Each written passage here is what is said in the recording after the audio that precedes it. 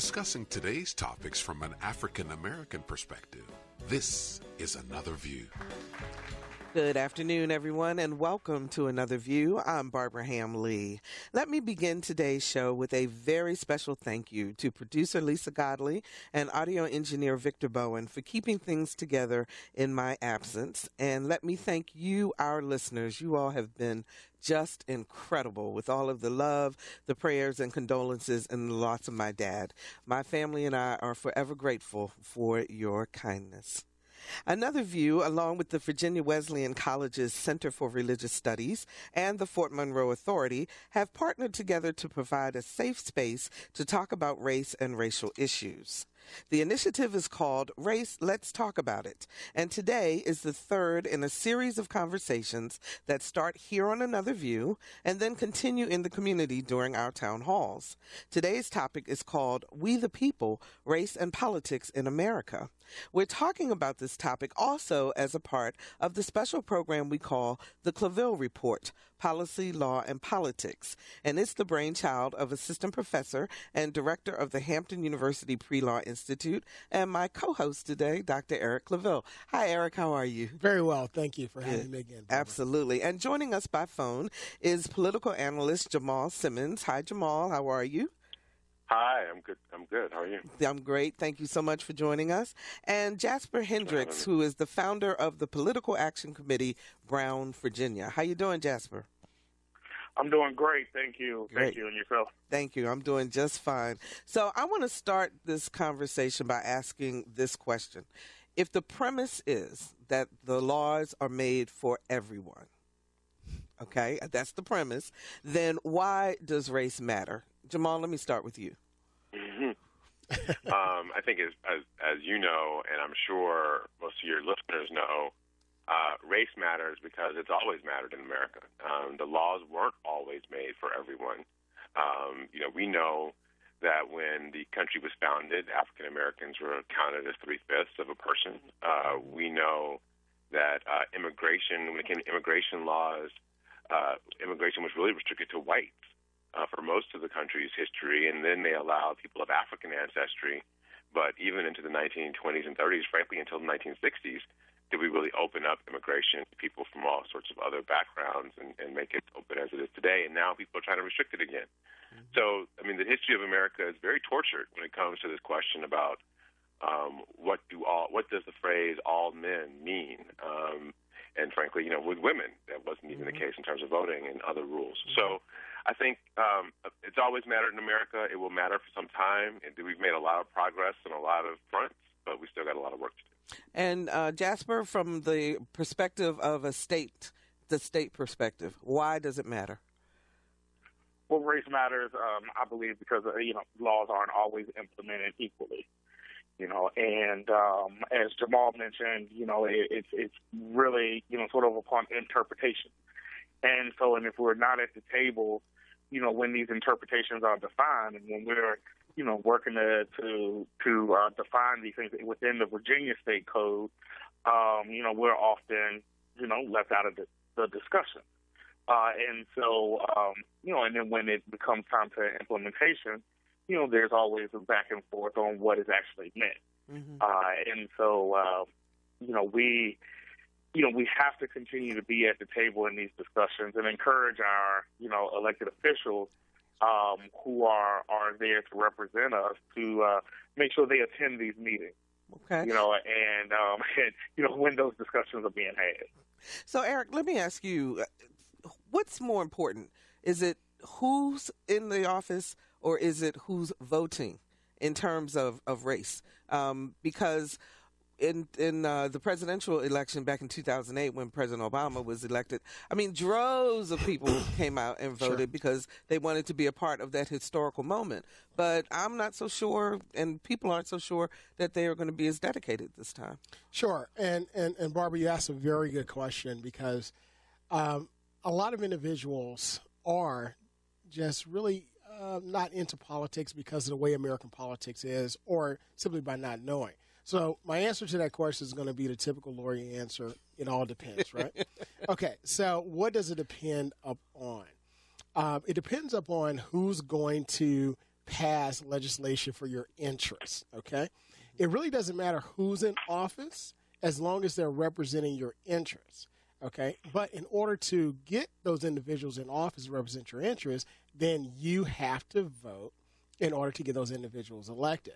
So you have the influence, you have the influence of the politics, okay? The influence are, of course, money, okay? Secondly, the influence is connections, favors and things of that nature. But really the major, and I tell everyone, we live in a country where we have what we call one man, one vote. And elected officials, I tell the elected officials that I consult with, the first rule is to get you elected. The second rule is stay elected. The third rule is to get you reelected. Without being elected, you're simply an unelected elected official, and we just wave at you at the fundraisers, and nobody talks to you because you can't get things passed. So I'm just as torn about asking this question and talking about this as I can be, because I noticed, with last night's Republican debates, that Mr. Trump got as much or more coverage than the actual debate. And here I am bringing him up again, but I bring him up for this reason, because my question to you all is, if Trump supporters, which are described at least from an article in the Washington Post, that they tend to be uncomfortable with the changes that have been afoot in the country. They were uneasy with social revolutions of the 60s, dismayed by black protests. I mean, in other words, they're not very happy about the browning of America. So in that context, Jamal, is it more important than ever for us to make sure that we actually do go to the polls? It's definitely important for people to go to the polls, but that means that it's important for the opponents of Trump, or the Democrats in particular. I'm going to call it out. I'm a Democrat. It's important for the Democrats to give people something to vote for.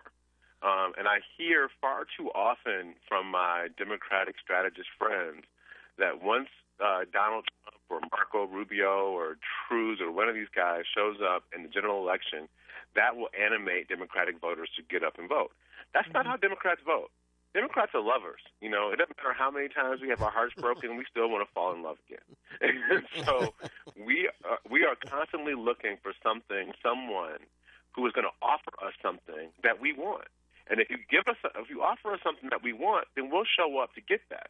But if we're just looking to scare us, that's not really going to work. And the last thing I'll say is we can't separate economics from this, because race and economics have also been intertwined since the founding of the country. And I think what you're seeing right now among these Trump voters, the angry populist whites that are out there, is they have also had 30 years of wage stagnation where people's incomes haven't risen. And the only reason we had family incomes rise for so long was because more women went into the workforce, so you had two-income families. But the single-income earner did not earn more money. And so you have these men who had jobs that in the deindustrialization of America are starting to disappear. And now they're looking around, and women are becoming supervisors at work, and black people get to be president, and Latinos get to come into the country. And with all this change, at least I used to be white, and being white mattered. And so they think that they have lost economic power. They feel they've lost economic power. They look around, they feel they've lost social status because of all this browning of America, and they fear for themselves and for their children about what kind of opportunities they're going to get.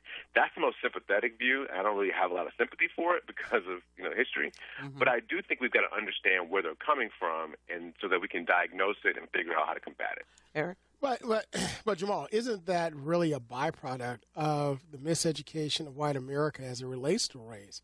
And I also want to piggyback on the economics piece as well. Well, politics is about who gets what, when, where, and how. And if you look at who has gotten what and who's gotten it when and who's gotten how, it's typically been one particular part of the racial spectrum of America, right? Right, but what you haven't seen in the past is usually when we have social progress, we get social progress at a time of economic expansion. And now we've got social progress happening at a time of economic stagnation, maybe contraction. And so that is making it even more combustible than usual. That's my point.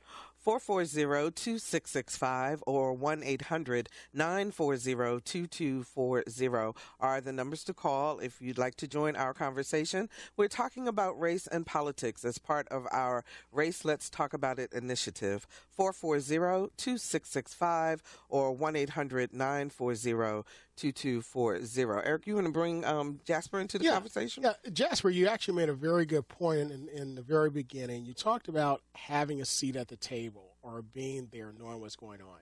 You know, there's this cartoon we used to watch. It was called G.I. Joe, and at the end it would say, knowing is half the battle, right? So in politics, how true is that, and how do we get a seat at the table? Well, I mean, it's very true. I mean, it's very important that we do go out and vote, but it's also very important that we hold our elected officials accountable and that we're there, not just for them to attend the meeting, but for us to show up, and express our views. And so, on Dr. King Day, we decided to pull together, a diverse group of organizations and have a day of advocacy at the state capitol. We wanted to change the face. Those typically are the people who would support Donald Trump are there at the Virginia Capitol on Dr. King Day, advocating for policies that are completely against what Dr. King would stand for. And so, but we decided that, in order, we had to first teach our folks how to advocate. And so we had, roughly over 150 people, showed up, and we took them through and connected them and showed them the connections between your elected officials to your appointed officials. How to discuss things with your legislators. And at the very end of the day, people said, well, people have always told us we need to go talk to our elected officials, but until today, no one has ever showed us how. Wow. And since then, those same 150 people, 50-plus people, have been writing their legislators. And so this week we've seen Ban the Box come out of the state Senate. They wrote in letters to all the committee folks, to get it through committee. And then they wrote the letters to senators and said, hey, we need you to vote for that. And, and then just yesterday we saw that that the felony threshold, the larceny threshold came out of the state Senate, the increase from, 2 to 500. It wasn't the 1,500 that that many organizations were seeking, but we were able to put pressure on our state Senate to say, let's start with something. Let's move the needle. This hasn't been changed since 1980. So we feel that, we didn't get the 1,500, but we were able to get them to vote on lifting it to 500. And then we can come back later. And so, folks, we have to create this type of activism, but in order to do that, we have to teach, and so, and that's what we have provided to do, try to do. And speaking of teaching, can you explain a little bit more about that larceny bill? Sure. So basically what happens is that if you take something or what is called stealing or theft, then if it's valued at $200, it's known as a felony. So by raising that threshold, what ends up happening is that now it's a higher threshold for it to be deemed a felony, being charged with it and possibly convicted of it. What does a felony do to your record as opposed to a misdemeanor? It cuts off a lot of opportunities for you, and it makes it much harder for you to achieve various things in life for a mistake that you made. I want to, and Jamal, I know you have to leave us at about 12:30, but I want to ask you this question as we're talking about how critical it is in terms of education. So how do you weed through, especially if you were not a political junkie, if you will, how do you weed through all of the noise to really figure out where people are coming from in terms of those who are asking for our votes? You mean the candidate? Yeah, the candidates. Yeah. Go ahead. Yeah, I think most of them are they're advocating pretty broad things, but there's some clues out there, right? I mean, there was a big a dust up last week about Bernie Sanders, who put this ad up about people looking for America, very soft and gauzy with Simon Garfunkel music and all that. But there weren't really any black people in it. And so it's hard to and I think Bernie has a message that can appeal to a lot of African-American voters. But if you don't see yourself in the picture, if you're talking about an America and you don't have people who reflect the America that we currently live in, in that picture, it's hard for me to see myself in your vision. So I think the first thing we have to look at is, do these people see us, people in my community, in their vision? And then I think we got to dig into the policies and let's see how they really boil out. And nobody's going to be 100%, but I think we got to make some real rational adult judgments about, I need to get these 3 or 4 things done in my life. Is anybody talking about those 3 or 4 things? And if they're not talking about those 3 or 4 things, in the era of social media and the internet and Facebook friends and all the stuff, like, go out there and tell people what it is you want these people to address. 440. Let's not, and I'll tell you this, let's not wait for them to come up with it. I think this is the challenge. We have got to put the agenda forward. And it's one of the things about the Black Lives Matter movement that I think has been incredibly effective is 5 years ago, if you asked 10 black people what they thought the most important issues were to address for Black America, you get 10 different answers. And now I think one of those answers that if you ask 10 African American applicants what they thought, criminal justice would be at the top 1, 2, or 3 for any person that comes up. And now you're seeing politicians try to come up with a criminal justice agenda. So that's what happens when you get some unity around the ask. You get people to address it. 440-2665 or 1-800-940-2240. Lance joins us from Portsmouth. Hi, Lance. You're on the air. Hi. Good morning and good afternoon. Thank you for taking my call. You guys, great discussion, and you've opened a huge can of worms. But I just wanted to say, I agree with the thesis that justice is not blind for everyone, but it is applied, I believe, evenly. I'm an African American. I was born in the 70s. I just want to respectfully disagree. I think the term race is disingenuous. We are a different ethnic group. We make up 12 to 14% of the national population. Irish went through it in the early 1900s. They weren't allowed a voice. Jews weren't allowed to even join the military until World War II. They weren't considered white. Martin Luther King and everything we did during the movement of the 60s is because we made it happen and we took control and power for ourselves. As an African-American nation, our group of ethnic people, we have not formed a national identity, and we haven't empowered each other and taken what we need. We shouldn't have to ask anyone for anything. We should be putting up our own candidates in the state assembly and in the Senate and put up people we think will represent us. And that's what we have to do. It's not about changing laws to change larceny. We should be empowering each other to help raise each other's children so they don't get into a position where they feel like they have to steal anything. And that the laws can't be applied to them because we don't put ourselves in those positions. Okay. And that's what I feel. Okay, Lance, thanks so much for your call. Jasper, you want to respond? Yeah, so, and the larceny legislation was just a piece of it. This week we tried to get the minimum wage increase. Right? We feel that if we increase the minimum wage, we can take people off of, we can reduce the number of people that are dependent on state services. That went down.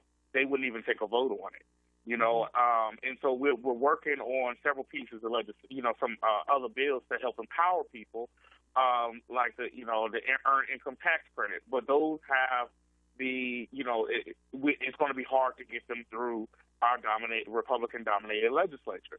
It's almost 2-1. And in working with candidates, we're constantly working with candidates and trying to identify candidates. But we also need black people to donate to candidates. We lost a seat in Northern Virginia. The guy lost by 127 votes. He worked his heart out. He was Joshua King, and he was running in Prince William County. He lost by 127 votes. How many African Americans gave to his campaign? And just imagine if we would have just had a couple people to donate to his campaign, he could have been able to do some extra things to make up that 127 votes. And so when you look at, running for office and running candidates, we also have to look at financing those candidates. They have to buy media, they have to pay staff, they have to, there's different things. So so we have to participate in the entire process as opposed to just bits and pieces of it. Go ahead, Eric. Yeah. Right. Yeah. I'm sorry. I would just say, I'll put a conservative here for a second. Okay. Which is, if you've got a conservative legislature in Virginia, it's going to be tough. I think it's important to push minimum wage. It's important to push earned income tax credit. But maybe we could also push for some things that would help some African-American entrepreneurs start businesses so that when they start their businesses in communities, they end up hiring more black people, and then we won't necessarily need as many government services for those people as possible. That doesn't mean we neglect the other stuff, but in the era of conservative government, maybe there's some places we can find common cause with the conservatives that would actually benefit the black community. Okay, Eric, go ahead. Sure, and listen, I agree with what Jasper and Jamal is saying. Also want to educate the caller and everyone else about the assumption that African Americans just aren't doing enough. When you look at the existence of African Americans in English America since 1619, our existence from 1619 to 1865 was that of slavery.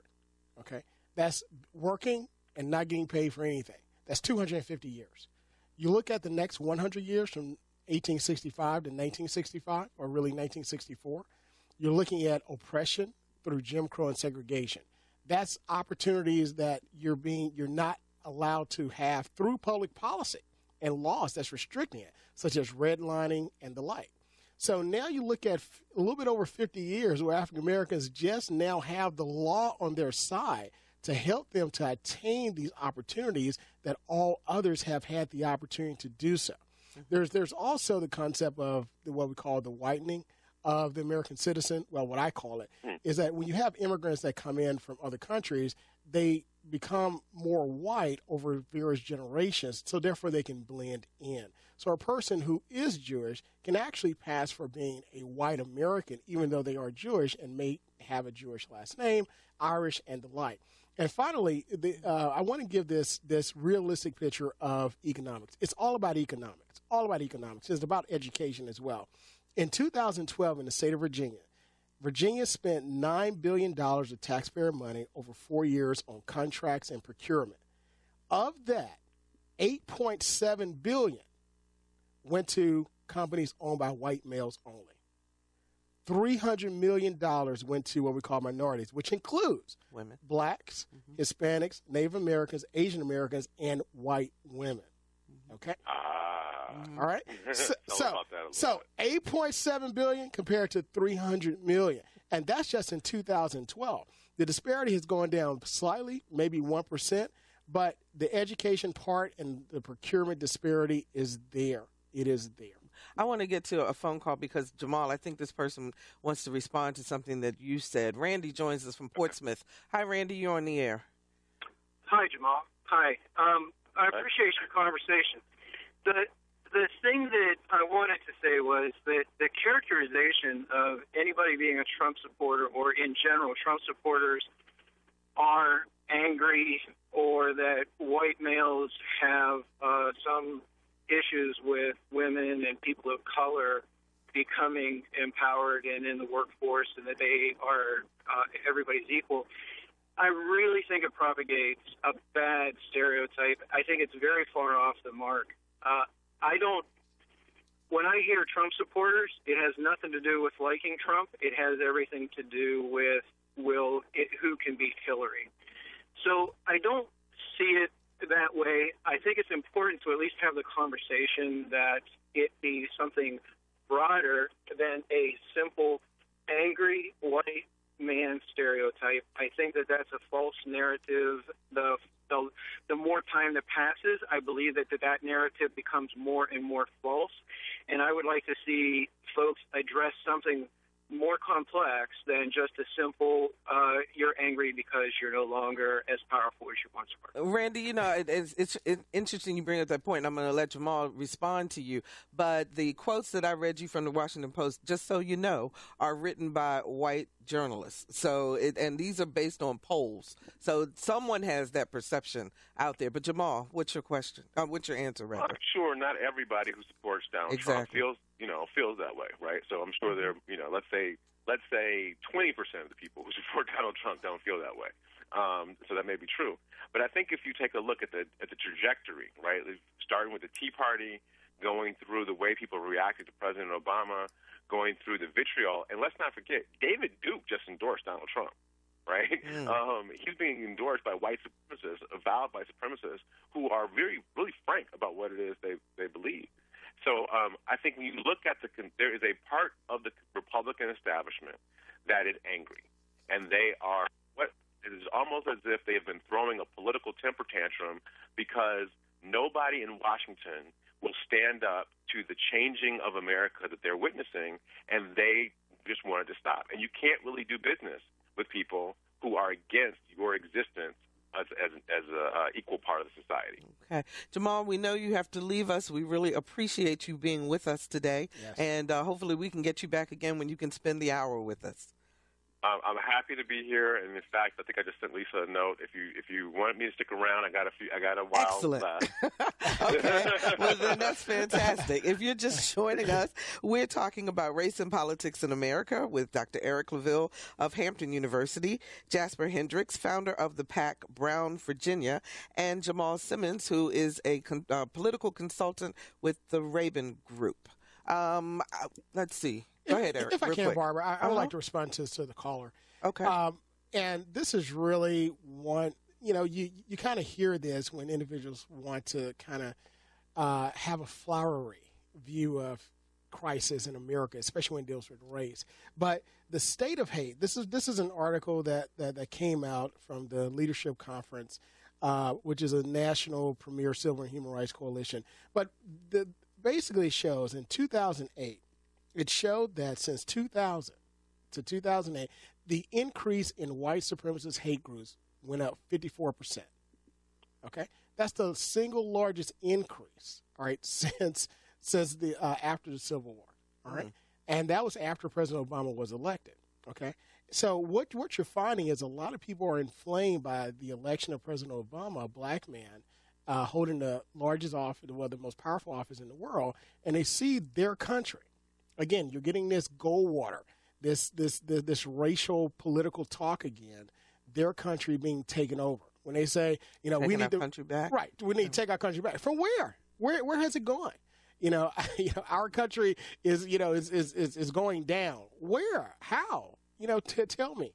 So again, if you look at the numbers, if you really stand back, and also listen, as a licensed lawyer, I practice employment law, employment discrimination. I get so many calls about individuals who are under attack on their jobs with a lot of overt and in-your-face comments about, now your black president is doing this and so forth and so on. And individuals just don't feel comfortable where now the policy in a lot of places is don't talk about politics at all.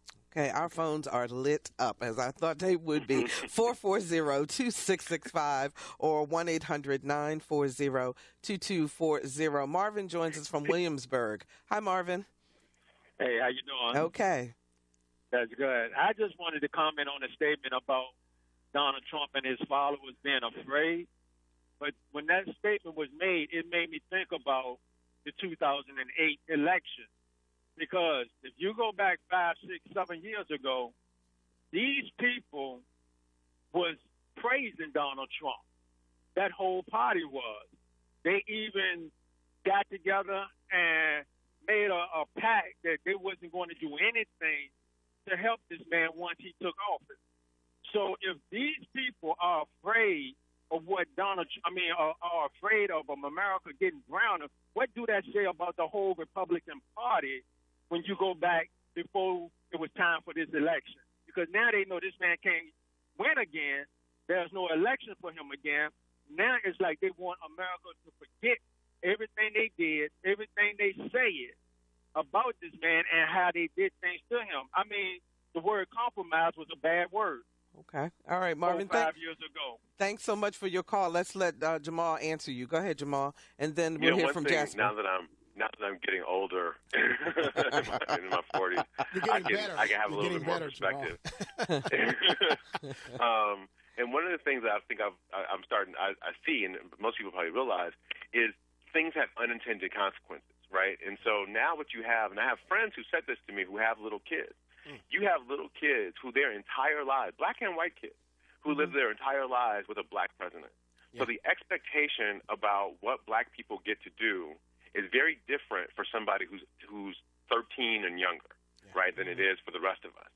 And what that means for the rest, they can't take that back, right? The conservatives want to do something, but they can't take that experience back. And so now I think, not that we have to be patient and let things play out, but I do think we will see the fruit of the seeds that have been planted over the next 20 or 30 or 50 years that even the conservatives can't change. Jasper, you want to respond also? Well, I don't want to talk about Donald Trump. But, why not? Everyone else is.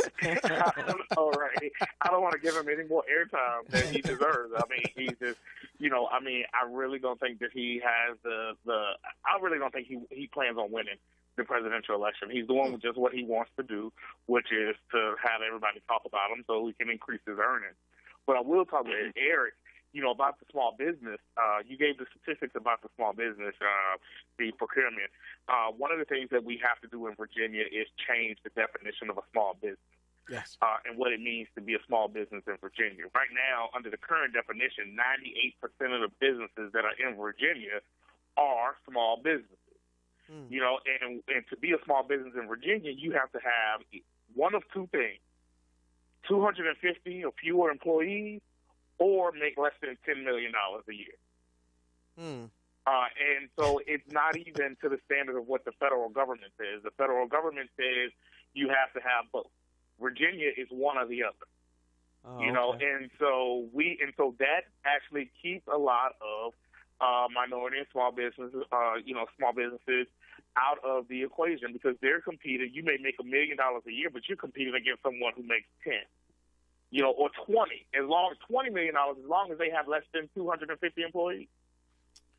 So that's the first step. And there is a piece of legislation. The House did pass it last year, but then they reneged on it and then called for a committee to look into it.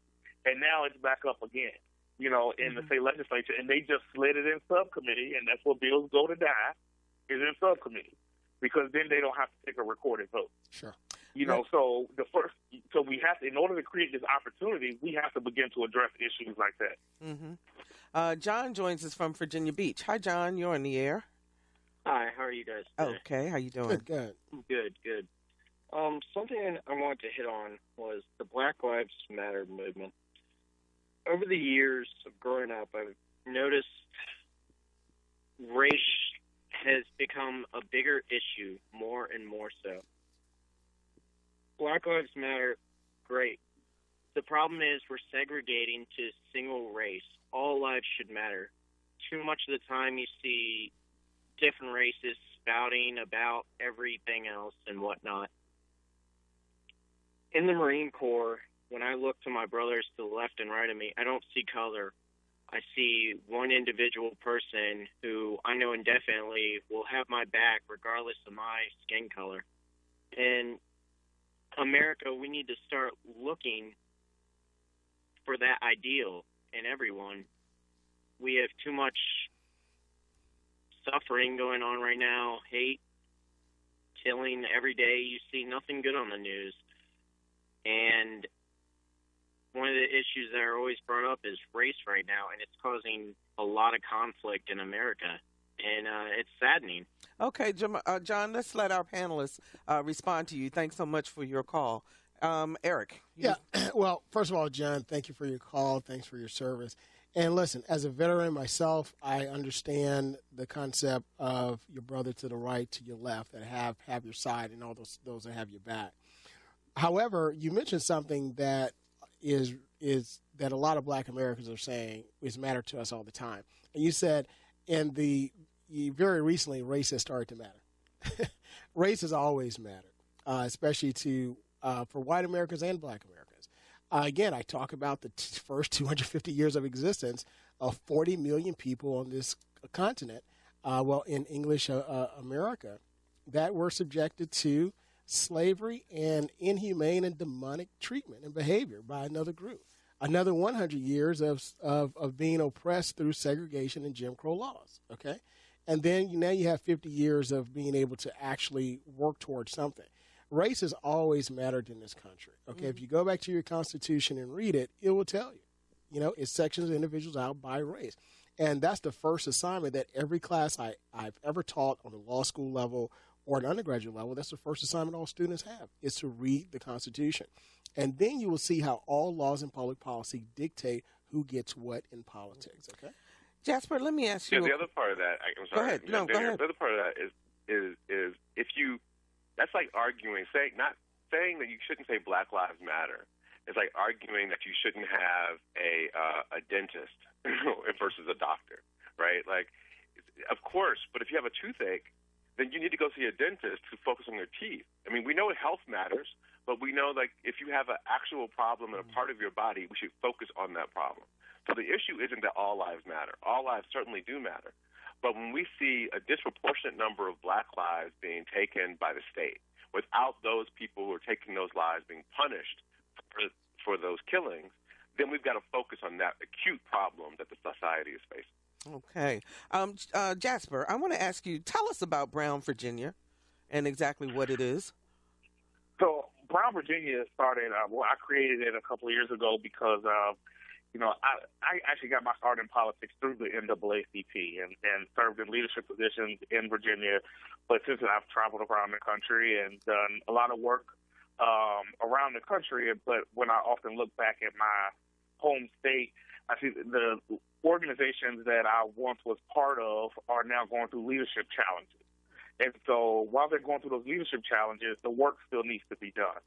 And so what we are is a convening of traditional African-American organizations, but also other, organizations, civic engagement organizations that want to focus on work within the African-American and Brown communities.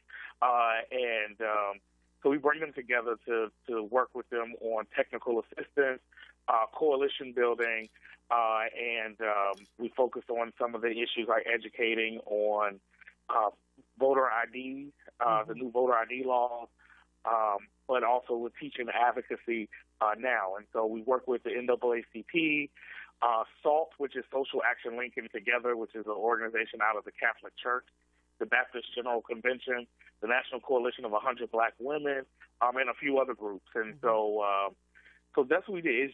It's just trying to fill the void as our traditional organization, sort of get their act together, so to speak, and rebuild. Okay. And so, it's been a lot of work in getting it going, bringing everyone to the table. But I think with King Day, and we're going to have another follow-up day at the state capitol on February 15th, where we're going to actually go and meet with legislators on some of these, issues that make it out of the House, because it's right before a crossover. And we'll talk a little bit later about how people can get involved with that. But I want to get to some of these calls because our lines are tied up. Catherine from Virginia Beach joins us. Hi, Catherine. You're on the air. Yes, thank you so much, Barbara. You're welcome. So honored to be a part of the conversation. Thank you. I wanted to lend my support to the panelists. I'm a white person here in America, and I can see that racism is so prevalent, and I'm so saddened by that and frustrated by it, and I want to help. I wanted to bring up this one point in that the Oregon standoff, I just feel so strongly that if those men were African-American or colored, armed on federal lands, this would have played out very differently. I feel very strongly that these men were treated differently because they were Caucasian, and yet they were still armed. I would love the panel to speak to that and to the gun violence that takes place in African-American communities that is so much higher than Caucasian communities. And I want to lend my support to whatever the panelists think that I, as a citizen, can do. Okay, Catherine, thank you so much for that call. Jamal, why don't you start? She wants to know what you think about in terms of the standoff, and if it had been people of color, would it have been a different outcome? Well, somebody reminded me recently that California has a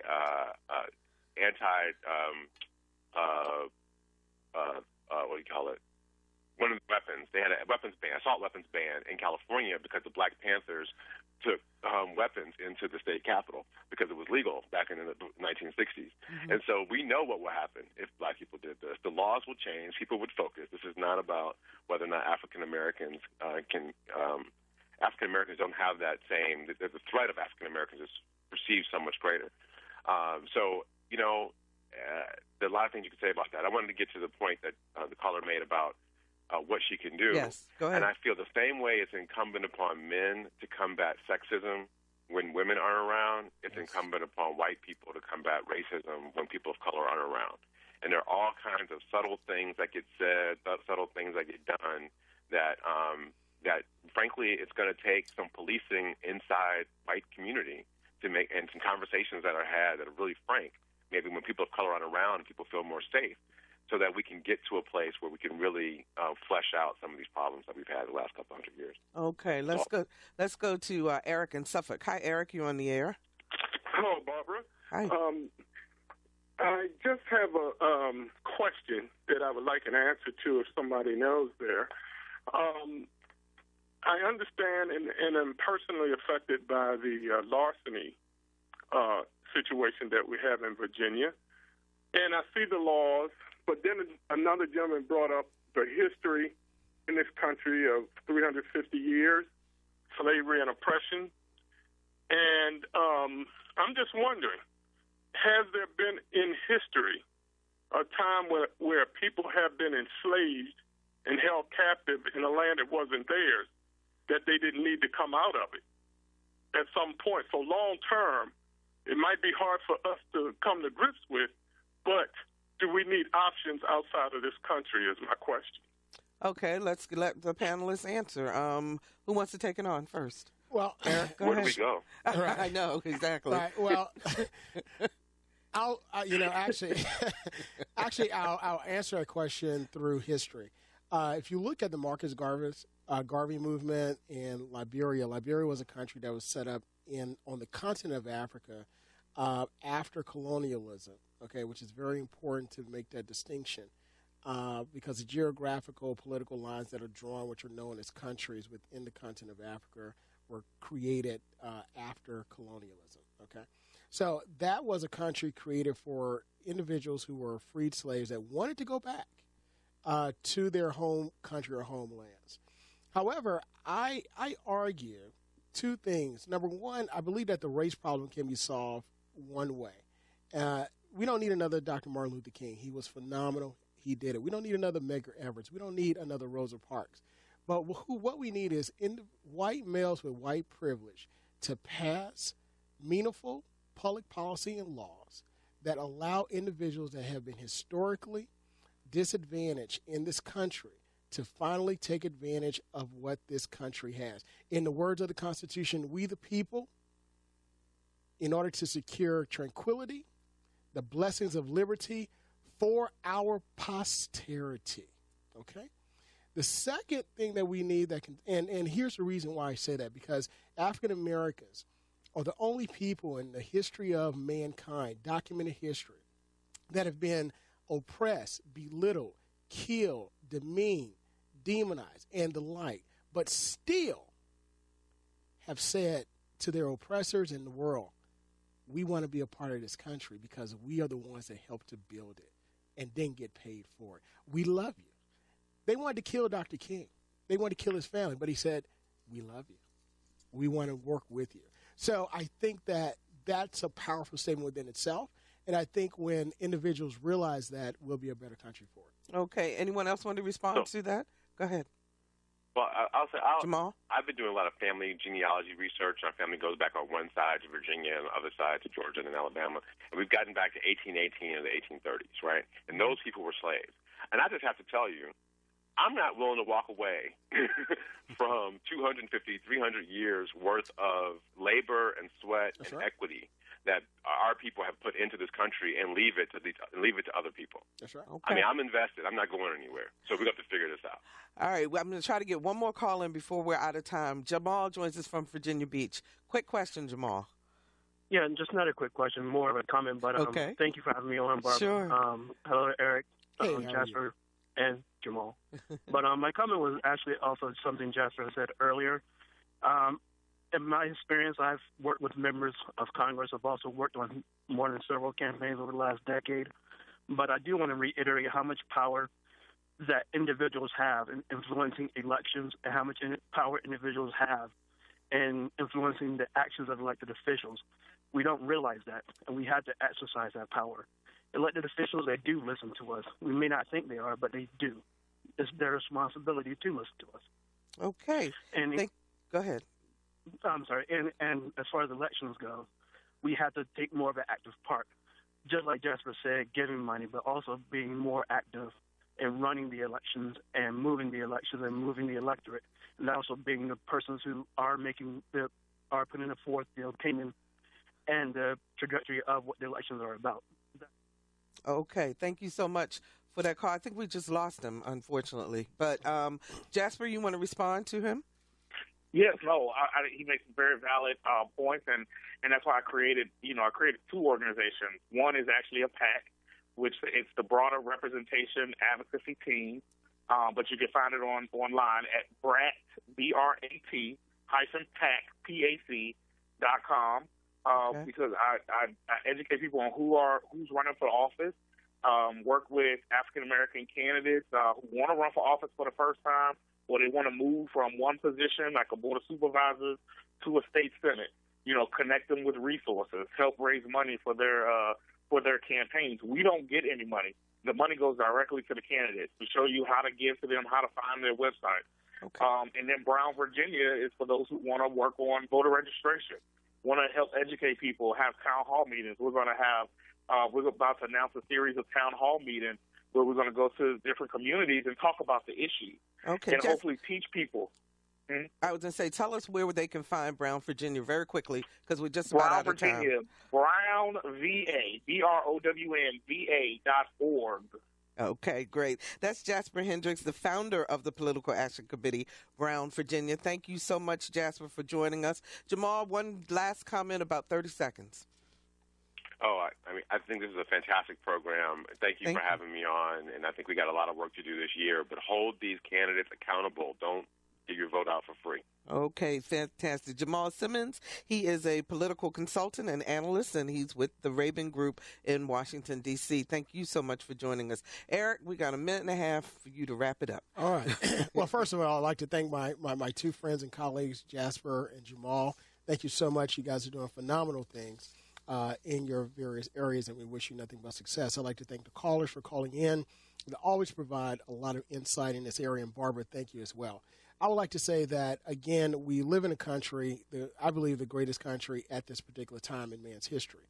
And one of the greatest aspects of politics is that no matter what happens, no matter what Donald Trump says, no matter what money is spent, we still have one man, one vote. If you get out there and you vote your heart, vote your convictions for the betterment of not only yourself, but your community, your area, and this country, then we can truly make a change. Again, by holding our elected officials accountable, by being educated, and by going to groups such as Jasper's and others to educate and listening to shows like this. But that's how we can do it. Fantastic. Eric will be back with the Claville Report again in a couple of weeks. Yes. And we'll also see you next Thursday at the Town Hall as one of our great panelists. So thank you very, very much. And we will be right back.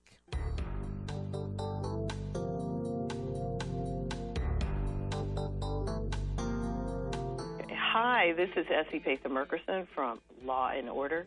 You are listening to Another View at 89.5 WHRV. Aw, Victor did that for me because he knows that's one of my favorites. Thank you, Victor. Next week, the nation will get to experience a piece of history when Williamsburg's First Baptist Church invites all to ring a bell that has remained silent for decades. The historic church is one of the oldest in the nation, founded by a group of enslaved men and women in 1776. Members acquired the bell in the late 19th century, but it remained silent during the Civil Rights Movement. Now, a group of experts from Colonial Williamsburg have restored this important part of the church's rich history, and the bell is ready to ring once more. Reverend Reginald Davis explains why the ringing of the bell is so important. Is about to explode, about all the police brutality, the distrust, and so we feel like the nation is on the wrong track. We are not pushing for life, liberty, and the pursuit of happiness. We are divided politically, religiously, economically, educationally. And so the injustice and the inequality that has gone on for years is really apparent now. And the next generation needs to know that there is hope. The church has to be at the forefront of the transformation of our nation.